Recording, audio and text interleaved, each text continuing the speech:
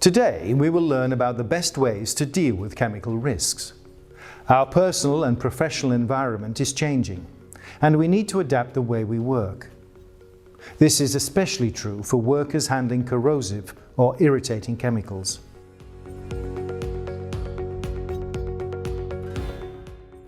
In this video, we will look at the right behaviors to adopt when working with chemicals.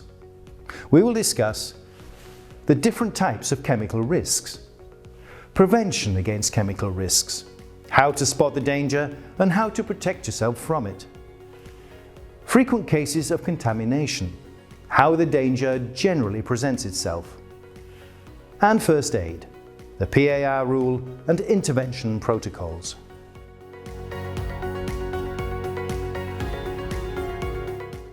We will start with the different chemical risks. First of all, the risk of inhalation. Breathing a chemical product can lead to irreversible sequelae, or even chronic diseases in the short, medium or long term. Next, there is the risk of ingestion. Absorbing a chemical product generates an internal chemical burn and multiple complications. This often requires surgery. Finally, there is the risk of a chemical splash or contamination to the eye or skin. Being splashed with a chemical product in the eye or on the skin can also cause serious sequelae.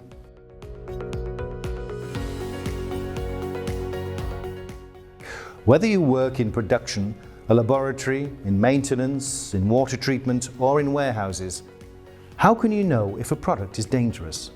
The easiest way is to first check if a chemical product in a bottle, a canister, a tank or a container has a pictogram indicating its corrosive or irritant character.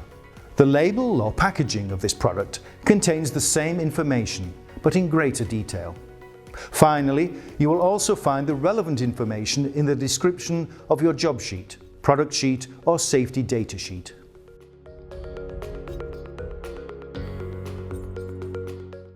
A series of recommendations can help you to protect yourself from contact with chemicals. There are a number of good work habits that will be the subject of future videos. For example, to reduce the risk of inhalation and ingestion, it is important not to smoke, eat, drink or chew gum near a chemical. Collective protective equipment is the first barrier to consider in order to reduce the risk of contact between chemicals and operators. There are different types. We often find shields, protective screens between the operator and the chemical product. Frequently, fumes are evacuated through fume extractors or fume hoods. You will reduce the risk of possible contact with chemicals by dressing properly. Make sure your jacket, trousers, shoes and boots are closed completely. Do not wear scarves or ties and keep your long hair tied back. Clothing should be made of cotton, not synthetic fabrics. For eye protection, safety glasses are essential. Eyeglasses do not provide reliable protection. They should not be considered as safety glasses. Contact lenses are generally not recommended as they make decontamination difficult. For people with vision problems, there are safety glasses adapted to vision or overglasses compatible with your glasses. Finally, for certain tasks, the visor is recommended. It reduces the risk of contact. To protect the hands, the material of the gloves must be compatible with the nature of the chemical used. There are nitrile, vinyl, neoprene and latex gloves, but you have to pay attention to possible allergies. If in doubt, you can simply turn the glove inside out and apply a chemical product to observe the resistance of the glove over time. Naturally, the thickness of the gloves must be appropriate for the task at hand. If the gloves are too thick, dexterity is lost and there is a risk of poor handling.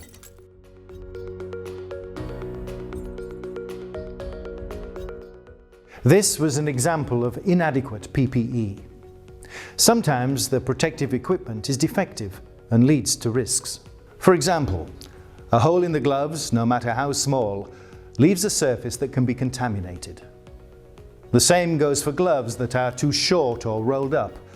The part between the wrist and the sleeve of the clothing has to be covered by the gloves. When wearing boots, the trousers cannot be put inside the boots. The liquid chemical can run down the trousers and end up in the boot. Safety glasses should also protect the eye from a possible drop from the forehead. Sometimes the working conditions are restrictive. They can provoke or prevent gestures and reflexes and thus generate serious sequelae. If it's too hot, it's tempting to open the suit a little around the neck or even across the torso, or to raise the visor. When we are splashed, we have the reflex to turn our head. Thus, you can expose yourself to a lateral contamination, whereas the visor would have protected your face from a facial projection. Did you know that we touch our face about 250 times a day without realizing it? Touching your face with a glove that has residue on it is dangerous. Touching door handles or any switch with a contaminated glove puts not only the worker at risk, but also their colleagues. While removing the work suit, it is important to be careful not to contaminate yourself with the outer surface of the suit. These small gestures or reflexes concerning the wearing of personal protective equipment can have serious consequences.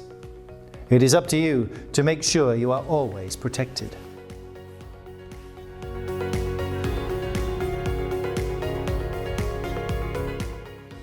Despite all these precautions, there is no such thing as zero risk. It is possible that you will face a chemical contamination. How to act in this case? Follow the PAR rule, that is, protect, alert, rescue. Start by protecting the accident area to prevent further accidents and overexposure. For example, shut off the leaking pipe or straighten the spilled drum. Then alert nearby colleagues and call the internal or external emergency number. Make a simple, clear and precise report with the following information: I am, I see, I do, I require. Finally, rescue. Remember to protect yourself before providing assistance. This way you avoid cross-contamination. Wear all necessary PPE.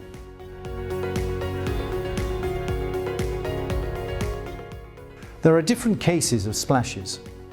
The intervention protocols are different for each type of accident.